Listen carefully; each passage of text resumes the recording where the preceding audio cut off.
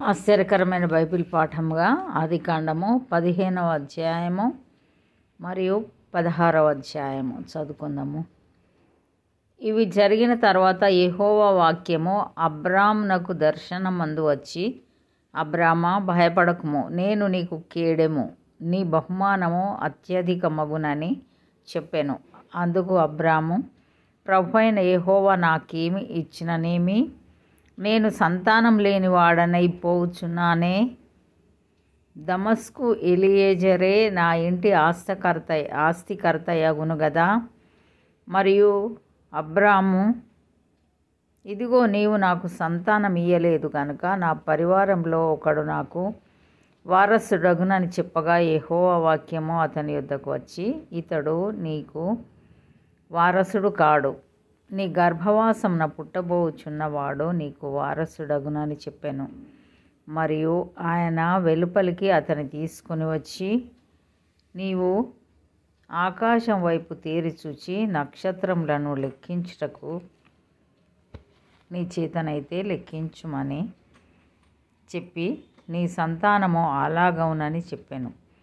అతడు యెహోవాను నమ్మెను, ఆయన అది అతనికి నీతిగా ఎంచెను. మరియు ఆయన, నీవు ఈ దేశమును స్వతంత్రించుకున్నట్లు దానిని కిచ్చుటకు కల్దీల ఊరను పట్టణంలో నుండి నిన్ను యువతలకు తీసుకుని వచ్చిన యెహోవాను నేనే అని చెప్పినప్పుడు అతడు, ప్రభువైన యెహోవా, నేను దీన్ని స్వతంత్రించుకొనేదనని నాకెట్లు తెలియననగా, ఆయన, 3 ఏండ్ల పెయ్యను, 3 ఏండ్ల మేకను, 3 ఏండ్ల పొట్టేలును, ఒక తెల్ల గువ్వను, ఒక పావురపు పిల్లను నా యొద్దకు తెమ్మని అతనితో చెప్పాను. అతడు అవన్నీ తీసుకొని వాటిని నడుమకు ఖండించి దేని ఖండమును దాని ఖండమునకు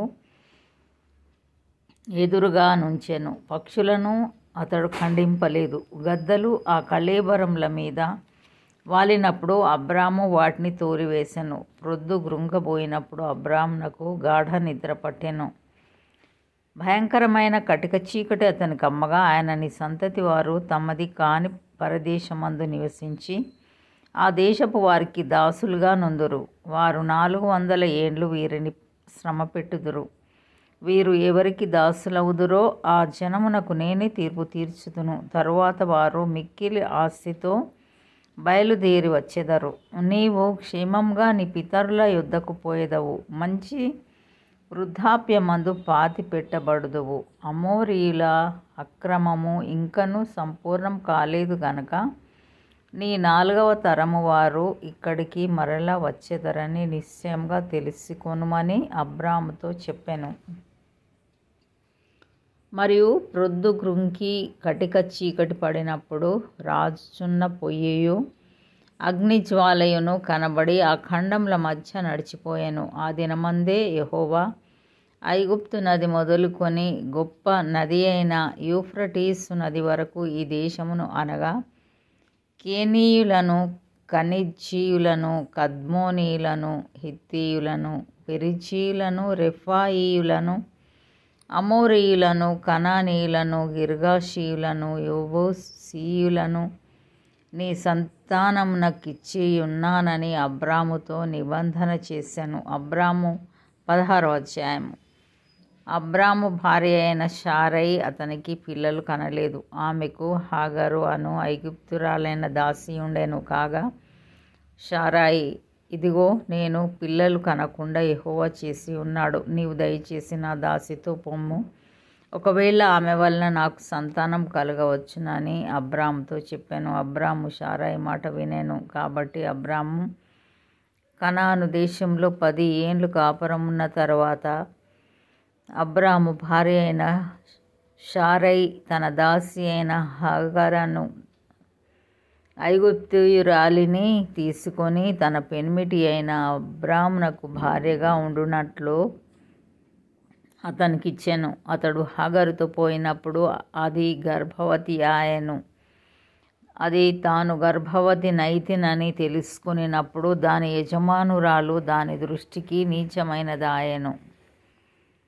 అప్పుడు షారై, నా ఉసురు నీకు తగులును, నేనే నా దాసిని నీ కౌగిటికి ఇచ్చిన తర్వాత తాను గర్భవతి నైతినని తెలుసుకున్నప్పుడు నేను దాని దృష్టికి నీచమైన దాననైతిని, నాకును నీకును యెహోవా న్యాయం తీర్చునుగాక అని అబ్రాముతో అనెను. అందుకు అబ్రాము, ఇదిగో నీ దాసి నీ చేతిలో ఉన్నది, నీ మనస్సు వచ్చినట్లు దాన్ని చేయమని షారైతో చెప్పాను. షారై దాని శ్రమ పెట్టినందున ఆమె యొద్ద నుండి అది పారిపోగా యెహోవా దూత అరణ్యంలో నీటి బుగ్గ యొద్ద అనగా షూరు మార్గంలో బుగ్గ యొద్ద ఆమెను కనుగొని, షారై దాసివైన హగరు, ఎక్కడ నుండి వచ్చితివి, ఎక్కడికి వెళ్ళుచున్నావని అడిగినందుకు అది, నా యజమానురాలైన షారై యొద్ద నుండి పారిపోచున్నాను నేను. అప్పుడు యెహోవా దూత, నీ యజమానురాలి యొద్దకు తిరిగి వెళ్ళి ఆమె చేతి క్రింద అణిగియుండుమని దానితో చెప్పాను. మరియు యెహోవా దూత, నీ సంతానంను నిశ్చయంగా విస్తరింప